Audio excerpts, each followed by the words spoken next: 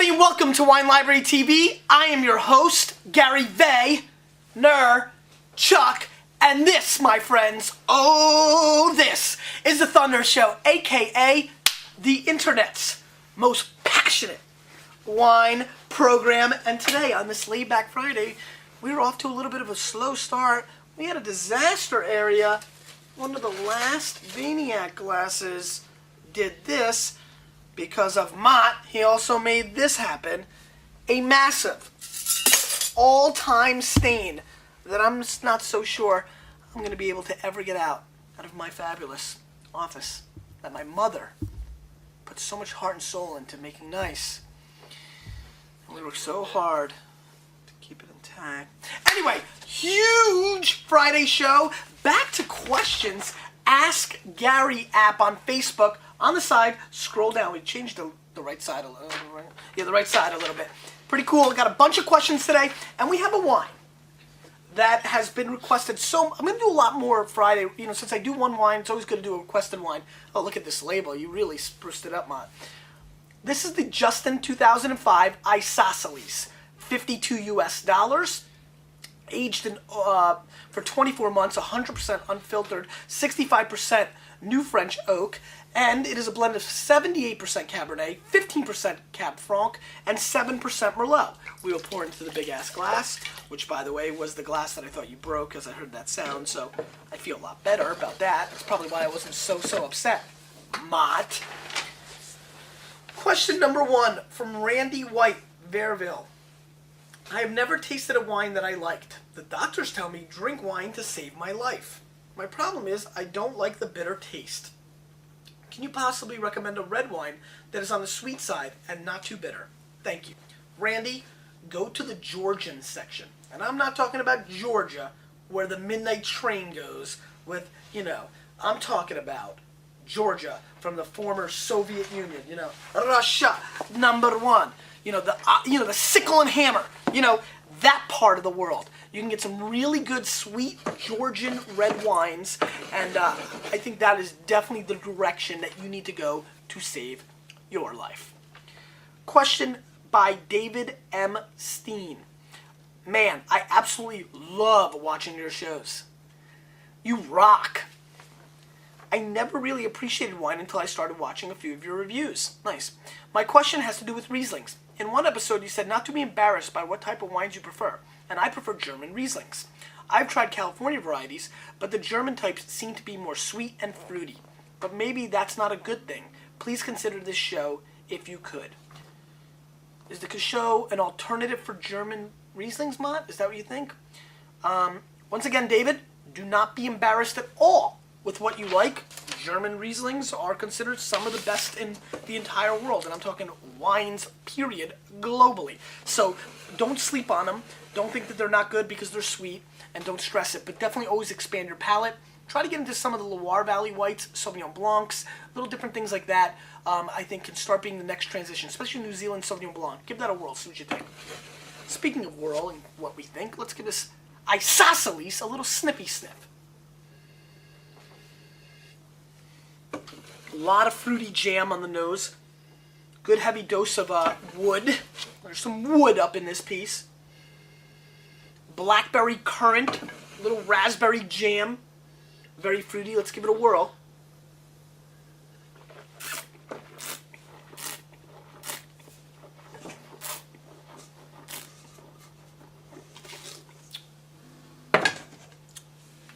Massive complexities. Great richness. Back end tannins. I like the vibrating there. Hold on one second. That's what I thought. Hi, Lizzie. I'll call you in a second. Anyway, huge, massive ripeness. A little bit extracted. Very over the top. We are riding the rainbow, my friends. This is a, say it with me, a fruit bomb. Definitely a little oaked. Little oak monster going on.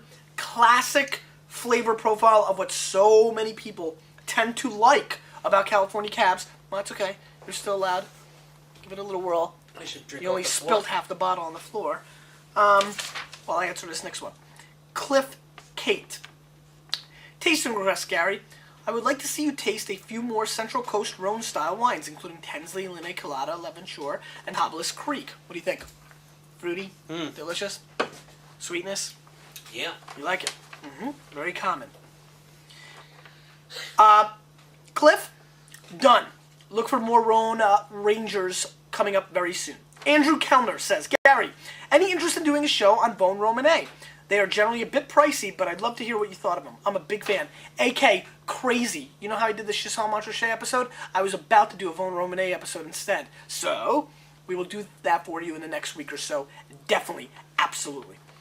Scarfy Matt Weigel says, Gary, where's your shout out for KU? I know you dig them. That is for Kansas University, winners of the NCAA National Championship.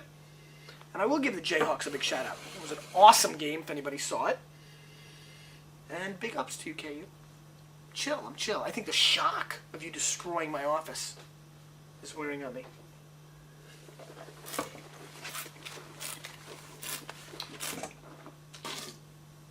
Only millions and millions of maniacs buying my book can make me feel better. Buy the book. Get me out of the doghouse. Yeah, see, you're trying to get it. You need to buy the book now, Mott. That 50 you bought the other day is just not enough. And finally, it's a very big style. Very inky, very dark. It's okay. It's not killing me. Ooh, there's a shout out today. Excuse me one second. Mott, sit there and do something. This time you have to. Go. Just sit there. No, don't point to that.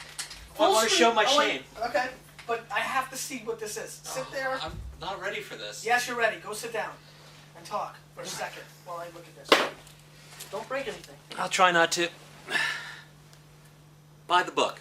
Please. Buy the book. Make my life not a live in hell. Buy this book. Not more. No, that's it. That's all you got? That's all I got.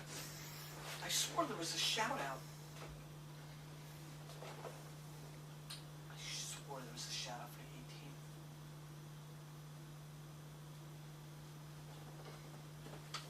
18th. I'll double check it with Matt and I'll put it in if it's... Any shout out I missed, we'll just put right here. Do it, Mott. Here. All right. Anyway, back to the wine and the last question. John Sawyer says, you've suggested getting on the email list of certain wineries, but I've noticed that wines can be bought for cheaper away from the winery. So where's the benefit of joining a mailing list? A good example is Brego, Anderson Valley Pinot. Cheaper at the wine library than Brego Direct. Cheers, and thanks for all you do at Wine Library TV. A great question, one that I really wanted to wrap up with, and I think has a lot of sense. And here is my answer, my friend.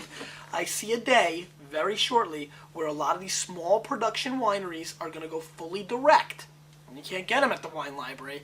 You know, even though we try to always discount and be aggressive, you know, we're an anomaly. We're not the norm. And so, you know, a day when there's producers making 300 cases of really great stuff, and you can only buy it directly from them, is a day when you need to be on the mailing list. And so I'm just trying to make sure that the Vaniacs out there, when I come across something special, are on the mailing list. You know, kind of a hedge your bet kind of move. Back to this wine, a little too overdone for me. Very, you know, explosive and rich and makes a great carpet stain. But all in all, I'm probably going to go 89 points in this wine. I don't love it. It just feels a little too fake for me, a little too overdone, a little too over the top. Question of the day. What are you doing tonight on this Friday night? It's a very weird Friday mood today. You with a little bit of me. You with a little bit of me. We're changing the wine world.